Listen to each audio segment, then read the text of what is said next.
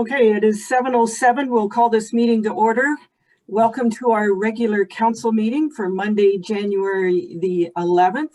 Apologies for the late start. We're having technical difficulties. Good evening, council, staff, guests, our viewing public, and the media. All of council is present, so we will forego the roll call. Council, does anyone have a disclosure of pecuniary interest? And of course, if one should arise during the meeting, you may declare it then. So we'll start right off with the agenda. Item 3, we do not have any agenda additions or deletions. So item 4, our health and safety message is brought to us by Councillor Fleet. Thank you, Your Worship. It's virtual care appointments. COVID-19 has reinforced the value of virtual care in helping ensure families and communities are receiving care where and when needed. Being prepared in advance of your next appointment can help you make the most of your time with your doctor and have a peace of mind. Be prepared in advance of your appointment. If using an app, download it ahead of time and register for the service well in advance of needing to use it. Have key information ready, such as your list of symptoms, current medications, and allergies. Have a written list of questions ready that you want to ask so you don't forget critical concerns. Have a private and quiet space that provides you with privacy you need during your appointment so you can comfortably share personal health information. If you receive care from another physician or care service, request that your doctor consult's notes be sent directly to your family doctor. Wash your hands, keep distance 6 feet, wear a mask, and we will get through this, Hanover. Thank you. Thank you, Councillor Fleet.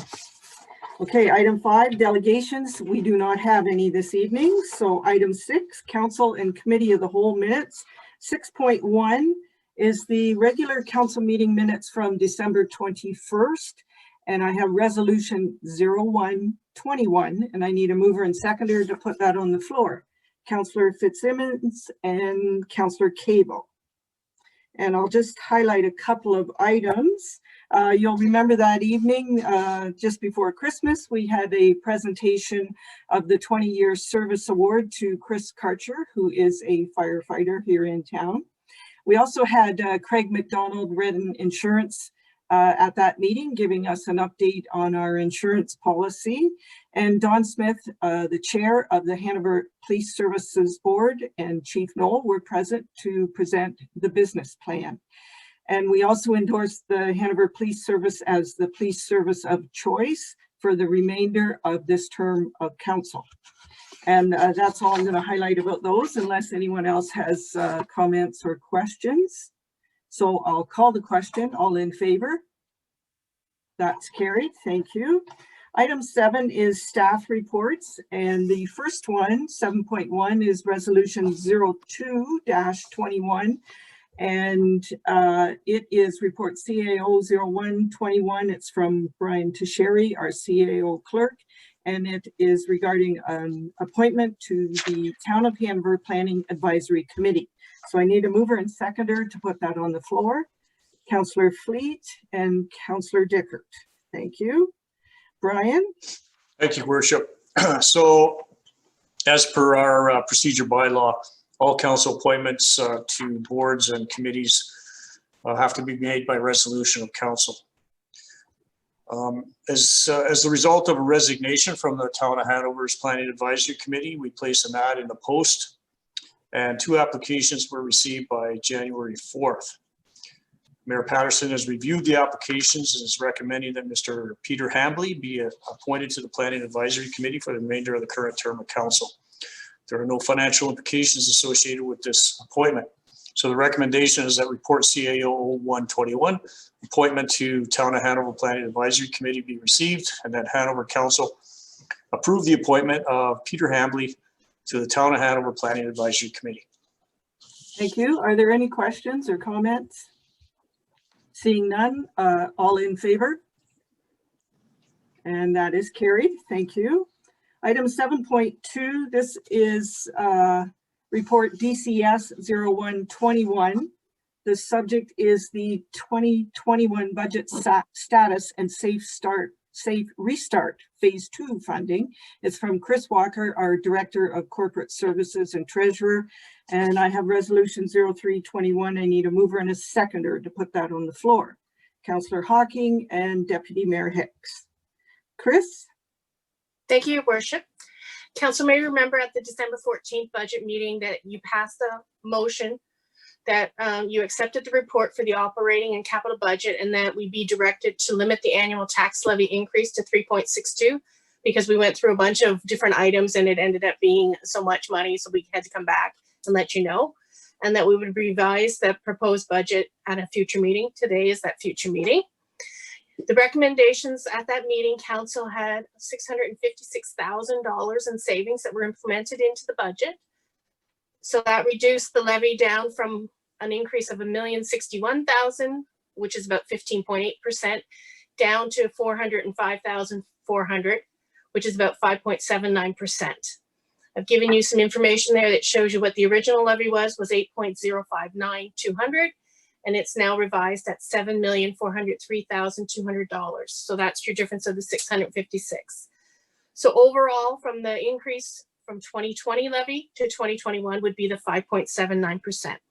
So based on that levy requirement, the tax rate would increase approximately 3.45%. On the next page, I've showed you a basic household assessment of $219,944, which is considered the average household residential assessment, would increase about $64.44, which is the 3.45%.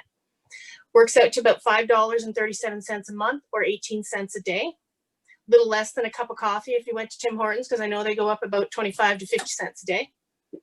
And based on 100,000 assessment in 2021, so taking 100,000, much easier for people to round, depending if they have a $300,000 house, 200,000, 400, etc., would be about $29.30 a household, or 3.45%, which equals about 8 cents a day on every 100,000 of assessment. So if you had a $500,000 assessment, obviously it'd be about 40 cents a day.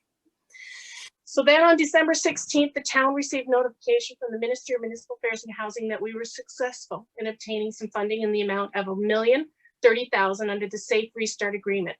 You may remember back in October, we applied for the phase 2 funding, and that we were receiving $985,000 of that is for the 2020 operating needs, and the other $45,000 is for the 2021 needs. So council may remember in our budget, $20,000 was included in the council portion for future COVID expenses. As the municipality now has been advised of this additional $45,000 in funding being provided to the municipality, you may wish to choose some options. We've provided 3 options there for your decision. So we can include this funding in the 2021 budget to reduce the levy down by about $45,000, which reduces it from the 5.79% increase to a 5.15% increase, which will result in an overall tax increase of 2.82 versus the 3.45. So basically it goes from $29.30 for every 100,000 down to $23.96 for every 100,000 assessments. The other option is you can utilize these funds as revenues and increase any expenses by $45,000. So basically you could restore one of the items that was removed from the budget from December 14th, resulting in no change to the tax levy or tax increase. Or you can utilize these funds in 2021 for possible COVID-19 related expenses or losses of revenue. You may remember at the time when we passed it, the 28-day provincial lockdown was not in place. So some of those revenues we were anticipating for the month of January will not be materializing. So the addition of $45,000 from the SRA phase 2 can be used in 2021 for any of the above options, as we noted. Based on the criteria of the phase 2 program, the municipality's operational deficit during 2020 was calculated to be $985,000. The government noted that some municipalities were offsetting some of their operating deficits by using reserves and reserve funds. And council may remember when we talked about it in September, we talked about using approximately $333,000 of our reserves. So we weren't going to put money to reserves, we were going to take some money out.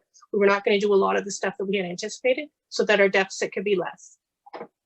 So in an effort to be consistent across all the applications, the reserves and reserve funds were removed from the calculations so that we actually brought that back on so that we're supposed to be able to take all our reserves funds as budgeted in 2020 and make sure they continue on as is. They didn't want us to go backwards on it. They didn't say anything about capital because everything was all about operations in the phase 2 funding. So the link to the strategic plan is obviously the sustainable municipal operations. And our recommendation is that this report be received and that council provide direction with respect to either option 1, option 2, or option 3 as outlined in the report. Thank you, Chris. Thanks. Okay, let's start. Who wants to go first? Councillor Fitzsimmons. Thank you, Your Worship. I think without question, our current economic climate, there's a lot of people struggling to make ends meet and pay their bills. And for that reason, I think number 1, reducing the levy, albeit it's not a ton of money. Every little bit helps. I think it's important that we make a statement that we're going to try to do everything possible to make our taxes affordable this year, and we'll take a step toward that even more. Thank you. Councillor Cable. Thank you, Worship. Thank you for your report, Chris, and thank you very much for all the work that you did putting in that application. Obviously, without this $1 million, we'd be in a completely different situation. I was just wondering, do you have an estimate for the revenue and expenses during the lockdown, like what we would project that this 28-day lockdown would look like for our 2021 budget? Like No, I don't have that information. It really depends on Parks and Rec. I know they were doing a lot of swimming lessons and special advance. Sherry might be able to give us a little bit more on that. It won't add up to 45,000. I can guarantee that, but okay, there might be more expenses with COVID and stuff during the year. We only put 20,000 in there. Sherry? Well, just Councillor Cable, I haven't done that number crunching yet. Obviously, we are going to have some savings from a staff wages perspective. We are very much crossing our fingers that we will be able to offer a winter swim session of some sort. In fact, we're making those preliminary plans. And secondly, we will have some savings around energy. We've reduced the pool temperature and we do some mitigation that way accordingly, but I haven't actually done the number crunching to see what that means yet. Certainly that's something we could do, but we don't have that information immediately this evening. oh, excellent. Thank you. Very much. Councillor Cable, a follow-up or? No, I would also support Councillor Fitzsimmons' statement around option number 1. I think that it's a great way for us to show support for our community, and I think that'd be coming in around a 2.82% increase makes sense to me. Thank you. Councillor Hawking, then Councillor Fleet. Councillor Hawking? Thank you, Worship. I'm in favor of number 3, where we allocate that money for unforeseen circumstances. And I think the 2021 is unforeseen, and I think we should plan ahead so that we have those resources. If in fact we don't need it down the road, we can apply that to 2021 budget consultations for the following year. So I believe we should keep that money in a reserve or allocated for unforeseen circumstances. Number 3 for me. Thank you. Councillor Fleet. Thank you, Your Worship. I've got to go with option 1. I just feel the lower we can keep our taxes for our residents, the better.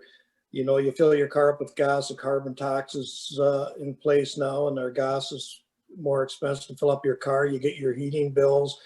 I just feel that the more we can do for our residents, the better. So I'm going to go with option 1. Thank you. Councillor Dickert. Yes, I agree. Thank you, Your Worship. I agree that option 1 is the route we should take and keep our tax impact to our residents as minimal as possible and closer to what the consumer price index and inflation rates are running. So I support option 1. Thank you. Deputy Mayor Hicks. I echo the sentiments of Councillor Hawking. I don't need to say any more than that. I think he made the comments that I would have wanted to have made. Okay. And I also agree with Councillor Hawking, but we'll take the vote. And I believe option 1 will be the motion to move it. So if there's any further comments, any follow-up, I just agree. I think it's good to put some money away for the future. We did do the budget and worked it through and made some cuts, and we don't know what's coming at us in 2021. It could be less funding. So I will call the question. All in favor of option 1? So we have 4 people in favor of option 1. And I will say, anyone in favor of option 2? None. Option 3, in favor of option 3. We have 3 people. So the motion to reduce the tax, overall tax rate to 2.82% is approved. Option 1. That's carried. Thank you. Item 7.3 is report DCS 02-21. The subject is the Municipal Transit Enhanced Cleaning Funding, and it's from Chris Walker, our Director of Corporate Services and Treasurer, and I have Resolution 0421. I need a mover and seconder to put that on the floor. Councillor Fitzsimmons and Councillor Cable. Chris, please. Thank you, Your Worship. The Municipal Transit Enhanced Cleaning Funding Program is a provincial program designed to address health-related issues with respect to the COVID-19 pandemic. Direct costs for acquiring goods and services incurred from April 1st to the end of December 31st, 2020 for the enhanced cleaning of the transit system are eligible. As we are the host municipality for SMART, we have been approved by the MTO for up to $30,995 under this program. We received a letter back in June 29th from the Minister of Transportation notifying us of the municipality under this program and that information was to follow. We finally received an email December 17th regarding that we needed to have a transfer payment agreement required in order to receive the funding, and in order to release this funding, we'd also have to make sure that we have a report by the end of January 31st, 2021. So the turnaround's pretty quick. So as the host municipality, we will receive this funding in order to offset their enhanced cleaning. I've already spoken with Roger at the SMART, and we've gone through and he's aware of the amount, and we've gone through and where we can get the goods and services and the additional cleaning time that's required. So this actually is strategic direction for sustainable municipal operations. And basically the recommendation is that this report for municipal transit enhanced cleaning, MTEC, there's so many acronyms out there for funding, be received, and that the Mayor and Director of Corporate Services Treasurer be authorized to complete the transfer payment agreement with the MTO as the host municipality for the Saugeen Mobility and Regional Transit Corporation for the MTC funding as detailed in this report, and that a bylaw be presented to Council to authorize entering into this transfer payment agreement with the MTO. That bylaw is in tonight's meeting as well. Thank you. That's good news for SMART. Any comments or questions? Seeing none, I'll call the question. All in favor? That's carried. Thank you. Item 7.4, this is report FI 01-21. It is the Joint Health and Safety Committee, the 2021 policies and plans. It's from Chief Deniger. He is the Health and Safety Coordinator, and I have Resolution 0521. I need a mover and seconder to put that on the floor. Councillor Dickert and Councillor Fleet. Chief Deniger. Thank you, Your Worship. So the Occupational Health and Safety Act indicates that an employer shall prepare and review at least annually a written health and safety policy and develop and maintain a program to implement this policy. Also, an employer must review its violence and harassment policy at least annually. So the Joint Health and Safety Committee has reviewed the policy and the work plan. The policy has remained relatively unchanged except for the addition of the launch pad within the policy. And the work plan has been modified to focus on 2021 objectives for the committee. The violence and harassment policy remains unchanged. Costs have been incorporated into the 2021 budget, and the link to this strategic plan is based on a healthy and safe community, as well as sustainable municipal operations. So it's our recommendation that report FI 0121 be received and approved by Council at this time. So what I'll do is I'll just really quickly highlight each of the 3 documents. So the health and safety policy statement focuses on the health and safety of its workforce as its highest priority. Focuses on the location of the work as well as ensuring the proper equipment and materials. The policy also communicates that health and safety is also the responsibility of employees to ensure that they follow the safety protocols and work in a safe manner. All employees and subcontractors must follow the town's safe work practices and procedures. The Workplace Health and Safety Plan. In 2018, the town of Hanover took part in a health and safety audit with Public Sector Health and Safety Association.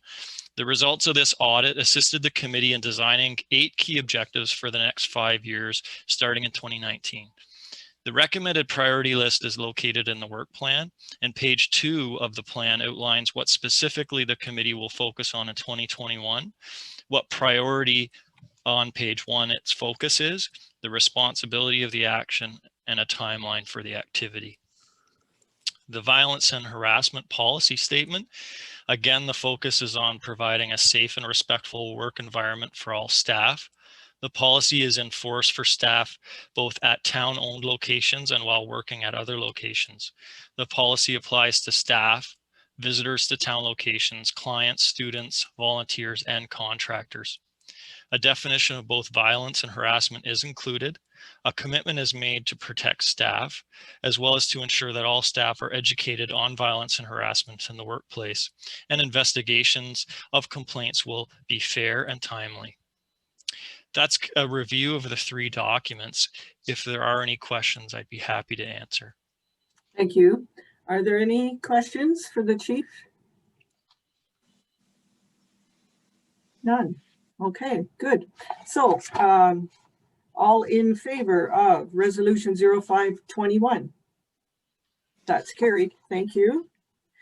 Item 8 is committees of council minutes, and the one and only one is 8.1. This is the Emergency Management Program Committee minutes from December 16th. And I need a mover and seconder for resolution 0621 to put that on the floor. And I'll take Councillor Hawking and Deputy Mayor Hicks. Jeff, please. Thank you, Your Worship. So the committee met on December 16th as part of its requirement to meet on a quarterly basis. Present for the meeting were all members, including Mayor Sue Patterson, CAO Brian Tasheri, the CEMC alternate Sherry Walden, and Laura Christian, and myself.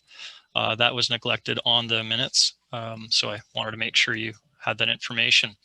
There were a number of documents sent to the committee prior to meeting to prepare for basically the annual review of a lot of documentation. The committee spent time reviewing the activities of 2020, including emergency control group activities, roles, and additional activities to consider. We completed a review of the 2020 emergency plan, created a plan for 2021 training and exercise activity, 2020 training competencies of the control group, planned for 2021 public education, reviewed the critical infrastructure list, ensuring it was up to date, reviewed the hazard identification and risk assessment list for the town, discussed the call tree that we use to activate an emergency situation, discussed warming centers, evacuation centers during COVID. We reviewed the training needs for the emergency management alternates in 2021 and reviewed lessons learned thus far during the present emergency. And we closed the meeting. That's really an outline of how the meeting went. If there is any questions, I'd be happy to answer. Thank you, Chief. Any questions? Councillor Dickert.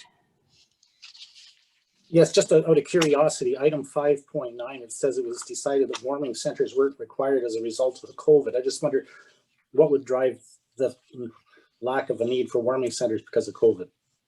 Well, with COVID, when you bring people together, you have to have a lot of strategies in place on how you're going to manage their health and safety.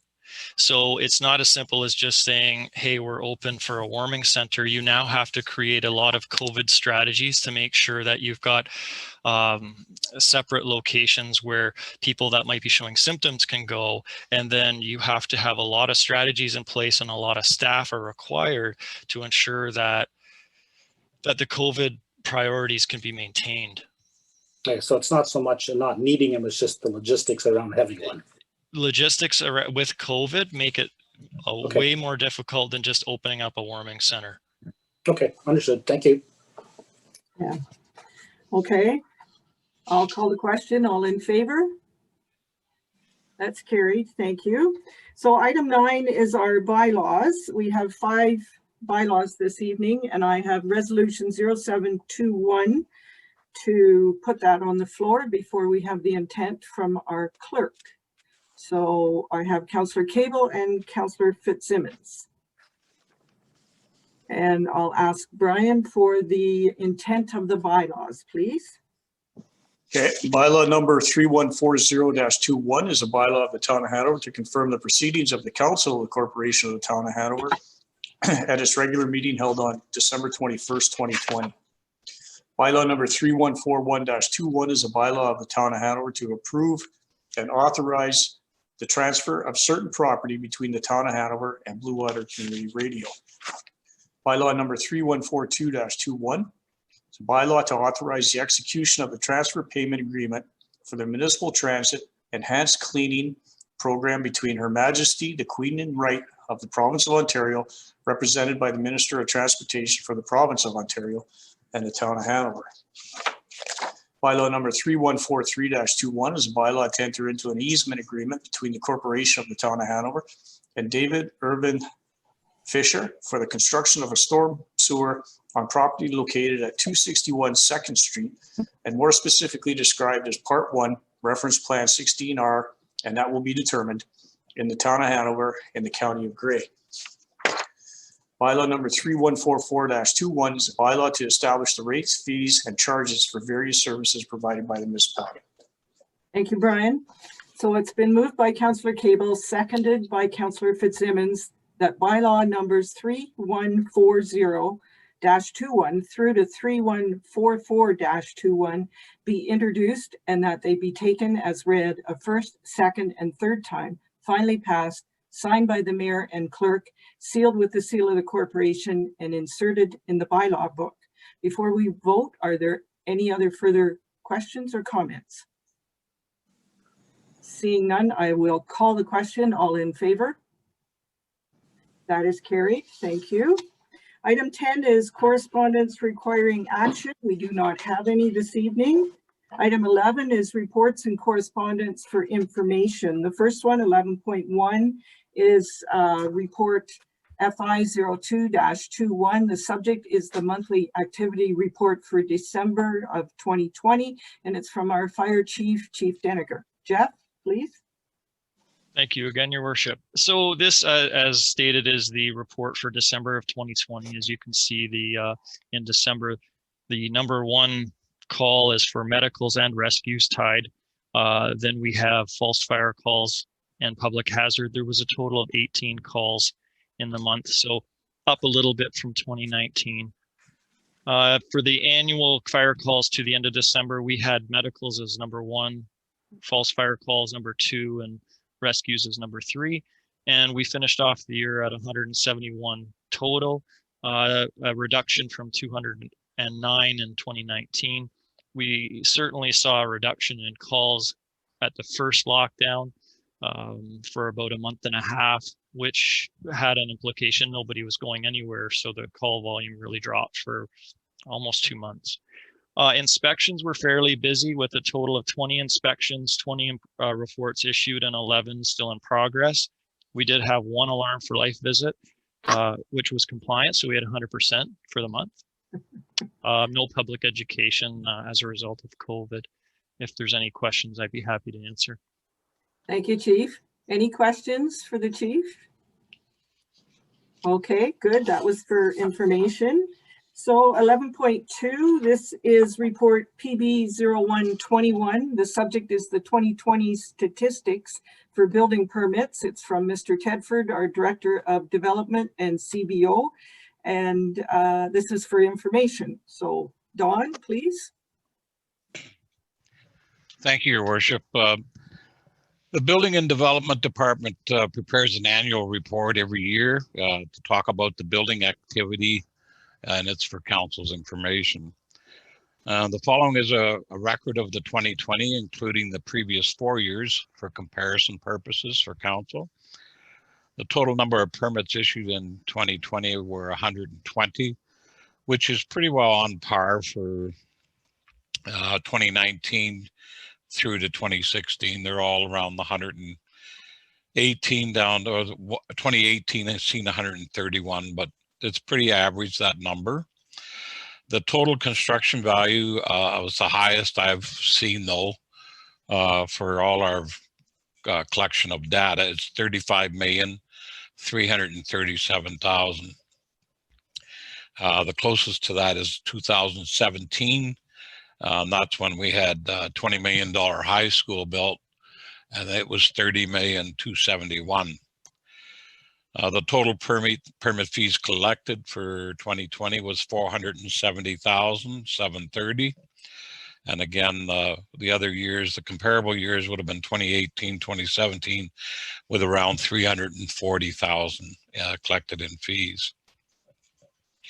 The single family dwellings is a little bit of well, also to let you know at this time that we also, in order to implement these permits, we had 2 official plan amendments, 8 zoning bylaw amendments, 9 consents, 6 minor variances, and 7 site plan approvals. It was a very busy year, but that was also in a previous report on the review of the year.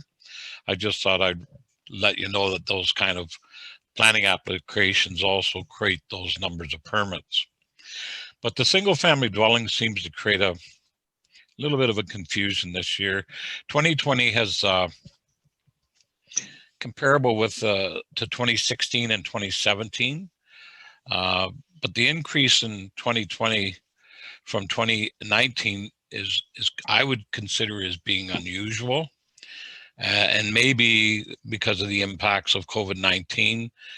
And it also emphasizes the difficulty in forecasting future construction activities with this type of pandemic going on. So, but their permits were 27 in for new dwellings. If you add the new, these are new now, new semi-detached as well. Any other type of dwelling. So in 2016, if you look at it, we had 47. We then dropped to 28 in 2017, 24 detached and 4 semis or multiple residential. In 2018, we had 45 of them built, 26 singles and 19 multiples. And then this is where we see a drop, which normally follows with our normal curve of activity for construction high time and low time. We went down to 12 dwellings and 11 multiples for a total of 23.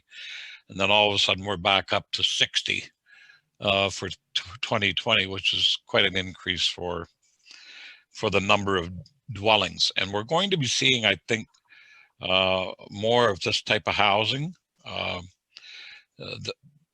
The semi-detached and the towns are going to become part of our new subdivisions, where before, if you remember, they were all primarily infill. If you remember the wards, the Dick Turners, and we've built well over 400 of them in the last 15 to 20 years, and they were all on their own and were never really part of a subdivision. And now in the last year, they're becoming part of new subdivisions, the semis and the townhouses, primarily because the new planning policies out of the province want to see a higher density per hectare for dwellings. And this is one way of trying to achieve that density requirement of 25. The non-residential consists of 128 bed long-term care. The permit got issued for that last year. The gas bar and convenience store and the restaurant area is completed and finished. And there's also a new permit for another gas bar in the west end for car wash and gas bars. So we're getting 2 of those. And we have issued the initial permit for doing the demising walls and for the starting up of the stacked pancake restaurant that'll be located on the corner of the County Fair Plaza. And there is some indication.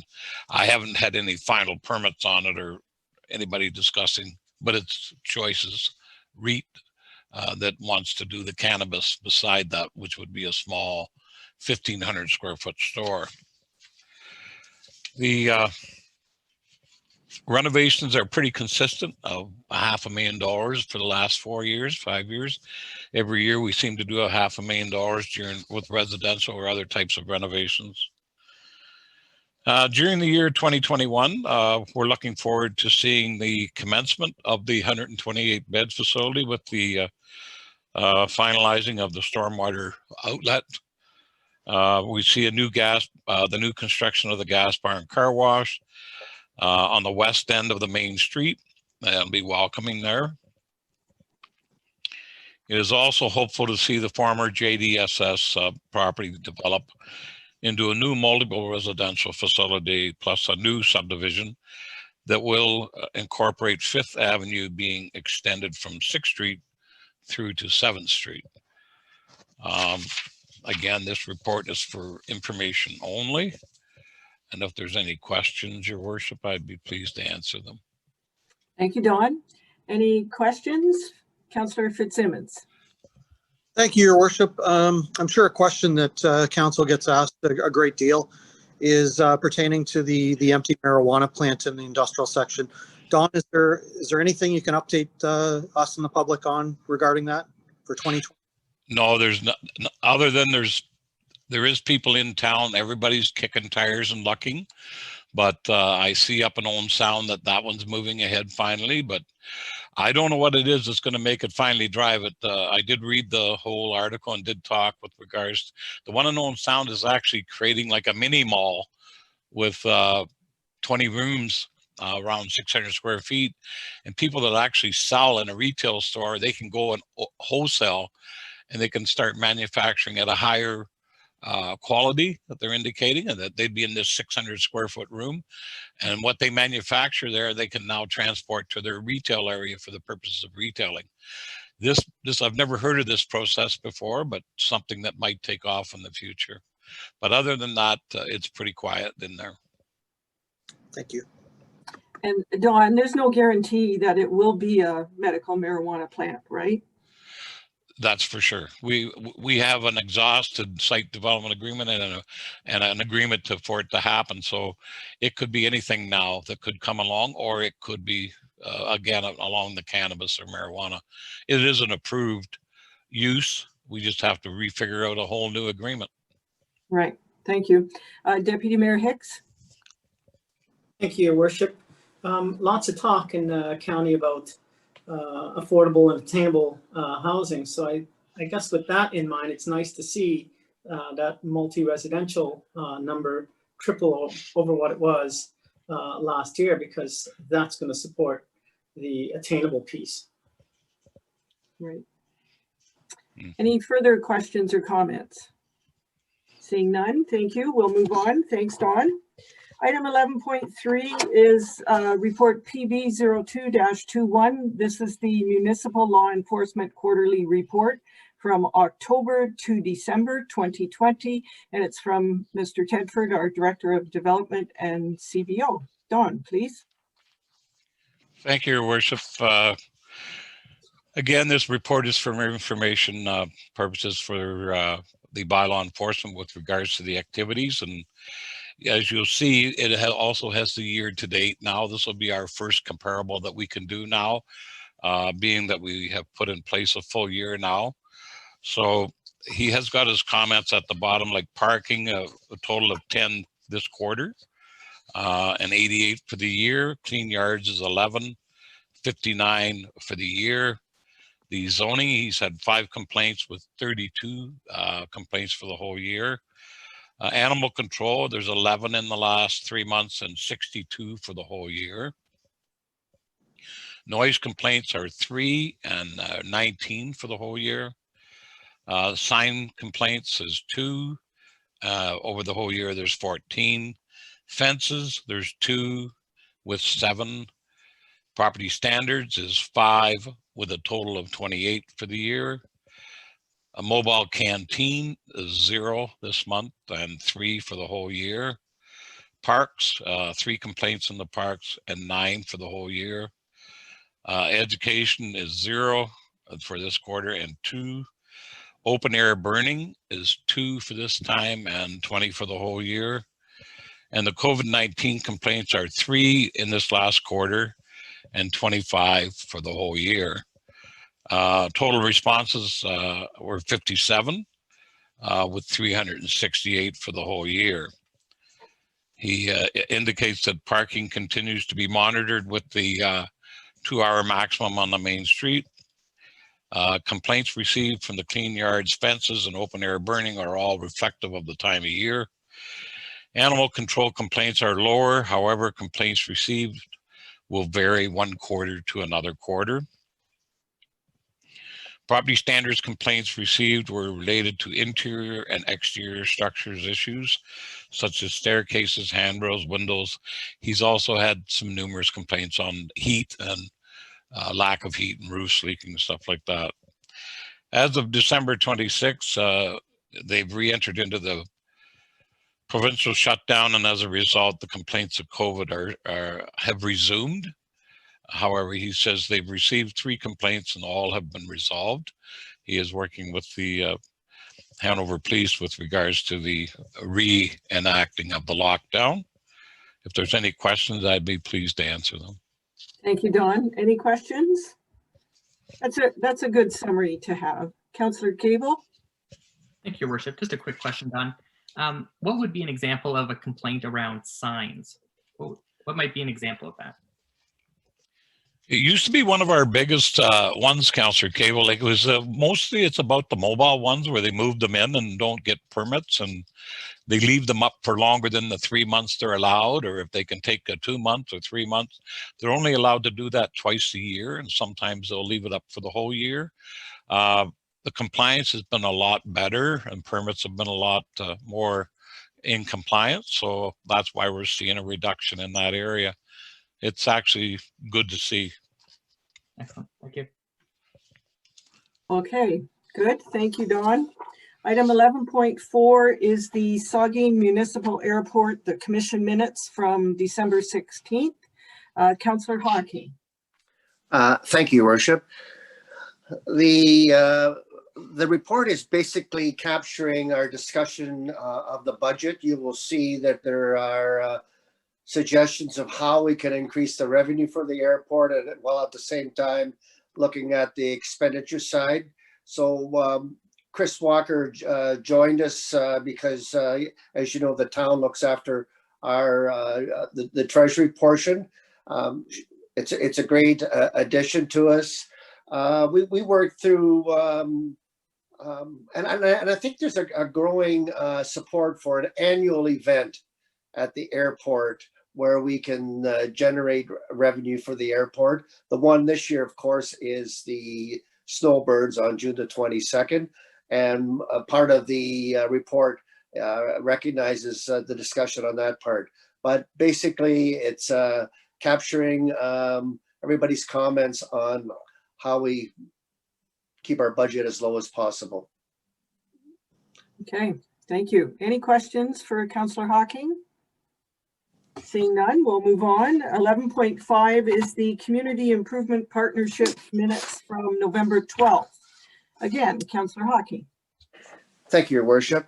The main point there that I'd like to highlight is the motion where I took the recommendation from council to the other members of the partnership that they take a breather and maybe come back in February with a look at a different way or alternate methods. And the membership on the SIP, that is the DIA and the Chamber of Commerce, took that suggestion back to their membership, and unfortunately they did not see the benefit of taking a breather. So we are in the process of disbanding the community Improvement Partnership as we currently have it.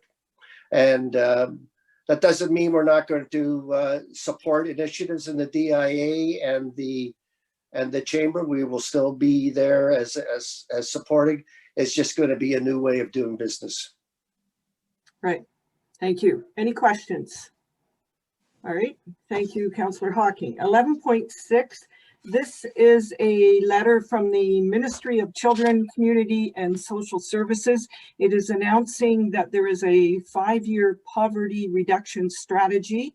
And if you go online, you can look, just do a search for poverty reduction strategy in Ontario, and it will pop up. A very comprehensive report about that. So that's good to see. Make some progress on that. Item 11.7, this is a letter from the Ministry of Energy, Northern Development and Mines. It's stating that the government has revoked Ontario Regulation 355-17 effective January 1st, and it is removing the requirement to release a new long-term energy plan every 3 years. So they will be opening a formal 90-day engagement to share perspectives and expertise. So we look forward to see what comes of that. Next on the agenda is item 12, councillor and staff updates. So we'll start with Councillor Cable. Thank you, Your Worship. It's been fairly quiet for the past 3 weeks. Hopefully everyone had a good new year and hopefully found some time to relax and rejuvenate with their family. I know that the current lockdown measures certainly cause additional anxiety and challenges for many of our families, and particularly those of essential workers, those that are out of work due to restrictions in our small business community, and of course families with young children at home trying to do distance learning. So hopefully there are brighter days ahead in 2021. Right, thank you. Councillor Fleet. Thank you, Your Worship. We had a very quiet Christmas, Heather and I. Looking forward to the new year, getting back with my committees. I have DIA meets this week and planning starts January 26th. So looking forward to that.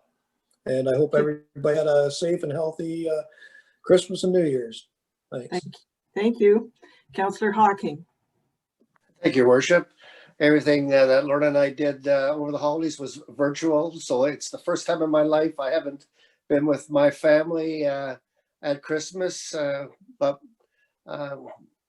you want to follow the advice of the medical people. And I want to urge everybody, because there's not enough people out there following the advice to stay at home, stay within your community. I mean, I set a thing out on Facebook because it's so frustrating to see people moving within communities and our COVID numbers just going up the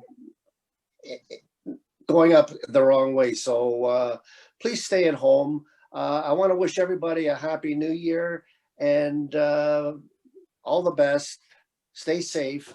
And on my committee work, I had 2 meetings over the holidays. One was with the snowbirds. As I told you the last meeting, I'm volunteering to, I don't know what role they're going to give me. I hope it's not fundraising, but I'm looking forward to be a part of that. And April had her first meeting with the Cultural Roundtable. And if I could, I'd like to take a moment for everyone to circle their date in their calendar, because on January the 21st at 7 p.m., we are having a cultural virtual sort of information session. We've got about 9 different cultural groups agreed to participate in a sort of a 3-minute talk session. Her Worship is going to bring greetings. Thank you, Mayor. And it's our first venture into this new virtual, way of expressing our arts and culture. So join in, and we'll look forward to your comments. Thank you. Thank you. Councillor Dickert. Thank you, Your Worship. As everyone has said, it has a very quiet time for committee meetings and that. We do get started again later this week, but so I did have the chance to just enjoy a nice quiet Christmas and New Year's and stayed very close to home. And just take this opportunity to wish everybody all the best in 2021 and look forward to what 2021 has to share with us. Thank you. Councillor Fitzsimmons. Thank you, Your Worship.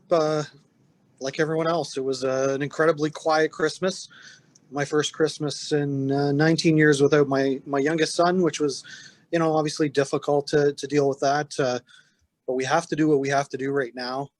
And picking up on Councillor Hawking's point, I feel like people are letting their guard down a bit all of a sudden. And, you know, I'm seeing it around town and in different places. And we just need to pick our socks up a little bit and stay healthy, be vigilant, follow our provincial guidelines, because the finish line is in sight. We just have to, you know, buckle down a little bit longer. So I wish everybody safety and health and do that just a little bit better, I think. Thank you. Deputy Mayor Hicks. Thank you, Your Worship. Like everyone else, I was able to enjoy a little bit of relaxation over the Christmas break.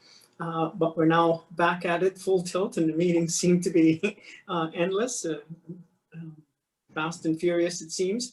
I can advise that just today, Dr. Era has constituted the Grey Bruce vaccination distribution task force. So that body will be meeting. I will be on that task force. That body will be meeting. And I'm really, really pleased. I don't know if others have seen the proposals that have been coming out from Dr. Era and the health unit. It's been fantastic and extremely well received across the province, provincially. We are one of only 2 health units that have been approved to date to receive vaccinations. All of the other sites have pretty much been in hospitals. So that's kudos to Dr. Era and his team and the health unit. So we'll be very busy over the next short while. That's it, Your Worship. Good, thank you. I can say ditto. I've had 2 meetings, both emergency control group meetings, one for Hanover and one for the county. And I just want to say it was nice to have a break, time to relax and re-energize and get ready for 2021 and see what it brings. So thank you. So staff, Brian. Thank you, Worship. Yeah, I mean, it was quiet, it was good and relaxed, and we got snow on Christmas Day. What else could you ask for?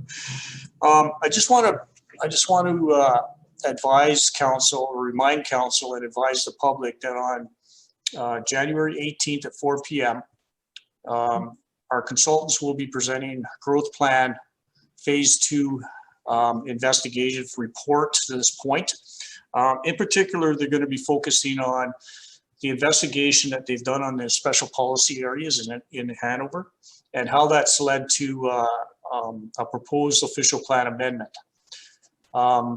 So that'll be really interesting. The other thing too is that the consultants have also done some extensive consultations with neighboring municipalities, the counties, the province. And all that information will be coming out as well. And again, you know, it'll be presented virtually. The Zoom link will be advertised. So again, I encourage everybody to participate, because at the end of the day, this is really the beginning of our strategic objectives to restructure Hanover, in particular, investigate boundary expansions. So again, it's going to be very interesting. I encourage everybody to participate.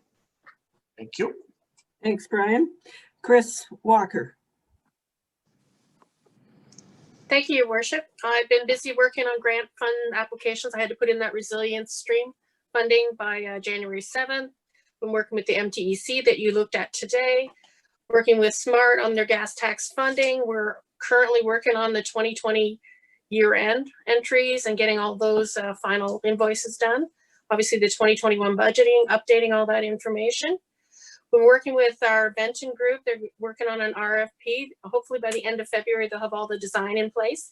In the interim, we have to look at doing a designated substance study for the areas to make sure we don't have any asbestos, because that would have to be abated prior to doing any of the other. So those are the steps we have to take along the way right now. Other than that, it was nice to have a break. Right, thank you. Dawn Tedford.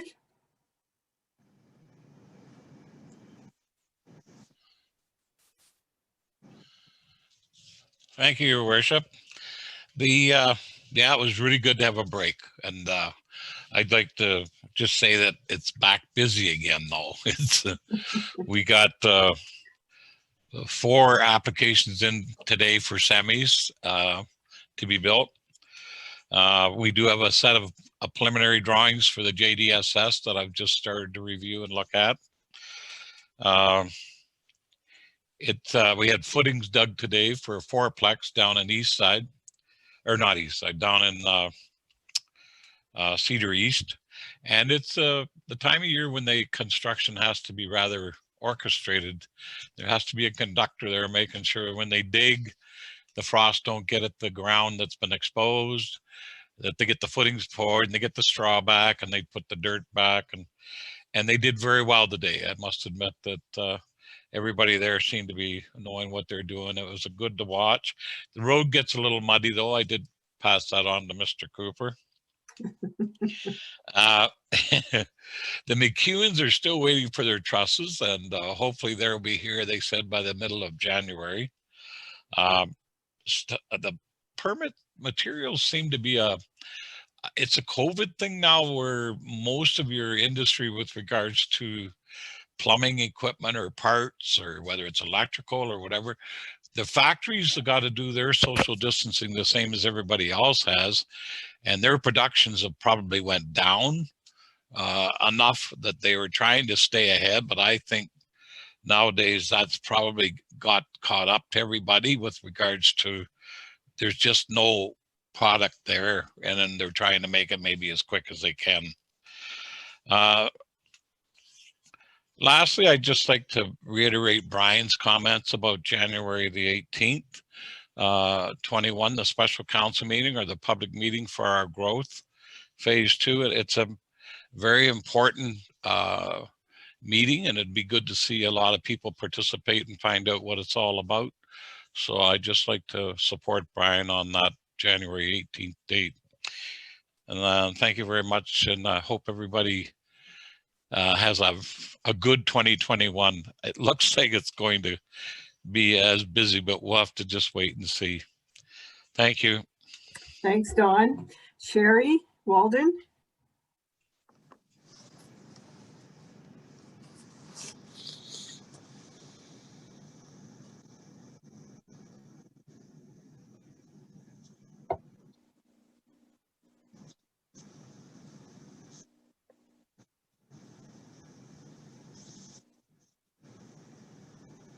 We've lost Sherry.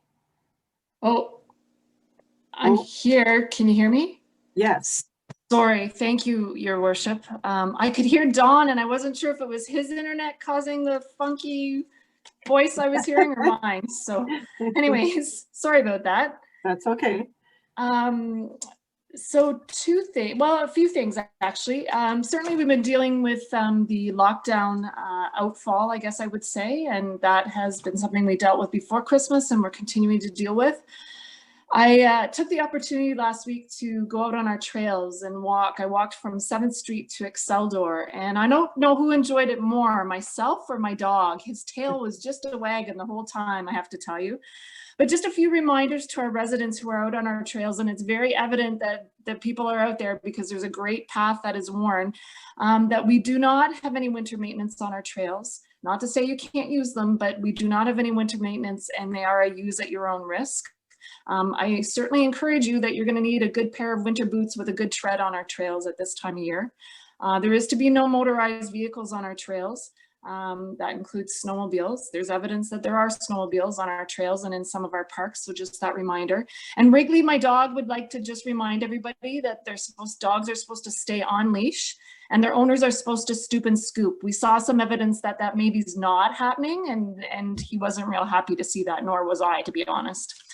Al Morrow at our cultural roundtable meeting last week noted that his personally administered Facebook page, Hanover Remembers, which is really an opportunity for former Hanover residents, current Hanover residents to kind of connect and reminisce, etc. And there's always great photos posted.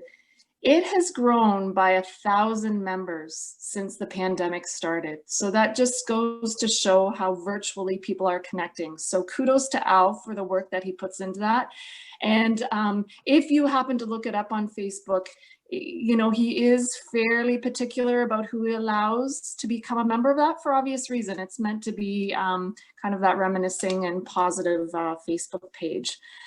Just as we look ahead, we are looking ahead to Family Day, and we are looking at plans for COVID-friendly activities that are being confirmed. So I would say stay tuned. There's some really exciting things in the preliminary stages that I don't want to let the cat out of the bag quite yet.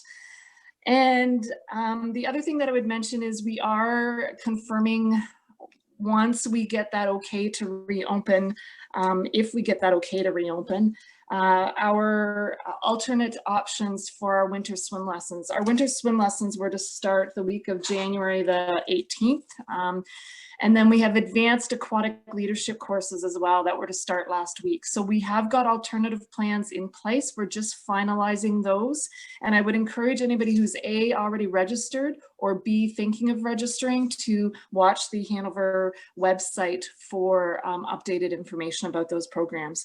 And lastly, I just want to thank our PRC staff team and our patrons, who once again are demonstrating their flexibility and adaptability and resilience. It's kind of been our buzzwords for a very long time, but they've been troopers. And as I've said before, I'm grateful for our team and our patrons, and I will continue to kind of sing their praises. They're really a great bunch of people.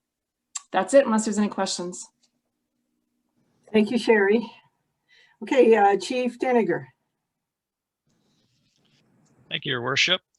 So we've been working hard and getting a lot of the 2020 reports completed for emergency management, the health and safety reports that we reviewed tonight, as well as fire documentation for the OFM.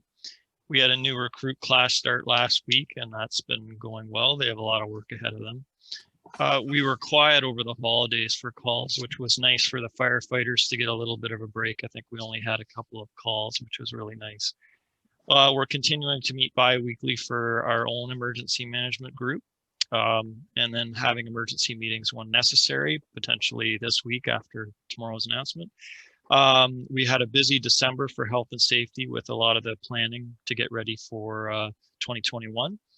I'm attending bi-weekly calls with the Grey County Emergency Management Coordinators, and our new pickup that was ordered in 2020 has been sent away for lights and siren install, so we're anxious to get it back and in service as quickly as possible. Good, thank you. Ron Cooper.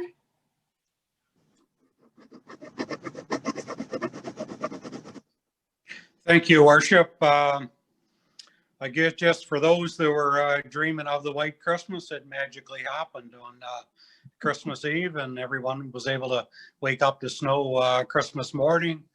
So that has made some extra work for my public works guys that I know were busy starting Christmas Day and kind of right through with some activities through to New Year's.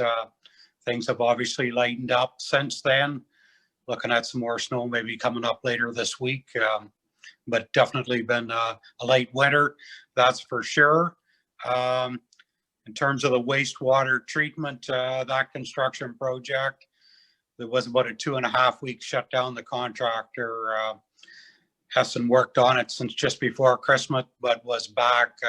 Activity can start on that project again this week. So that's going to continue through the winter and into the spring. So just some updates on some activities, and thanks to my public works guys for the effort they put in between Christmas and New Year's. I'm sure it was much appreciated by the residents. Thank you. It was, thank you. Okay, so that's it for the updates. So moving on, item 13, planning and zoning matters. 13.1, the next planning advisory committee is Tuesday, January 26th at 5 p.m. Your worship. Yes, Did Chris go? Chris Walker? Yeah. Yes, Oh, I'm sorry. I missed her then. you did, right, Chris? You talked about all the different grants and Yeah, you're right. Sorry. Correct. Oh, yeah, sorry. yes, okay. I don't have any more work that I have to talk about. I was going to say how busy you are. So, okay, next planning advisory committee meeting is Tuesday, January 26th at 5 p.m. Dates to remember and announcements. As was said earlier, the special council meeting for the local growth management strategy, is Monday, January 18th at 4 p.m., which will be virtual. The next committee of the whole meeting is Monday, February 1st at 7 p.m. The municipal office will be closed, which it is now, but you can call in and get information, is Monday, February 15th, and that is Family Day. The next regular council meeting is Tuesday, February 16th at 7 p.m. And at this time, I'll ask, are there any notices of motion? Deputy Mayor Hicks. Sorry, Your Worship, no notice of motion. I just wonder if I could take the chance to ask Councillor Hawking about that information session on the 21st. Was that at 7 p.m.? Yes, yes. And will there be meeting information like a Zoom connection that will be sent out? Yes, and if you go, did you get a copy of the Facebook item that we put on social media from April? I haven't been on Facebook in forever. Okay, I'll make sure that goes out to all councillors. Okay, thank you. Okay, the information.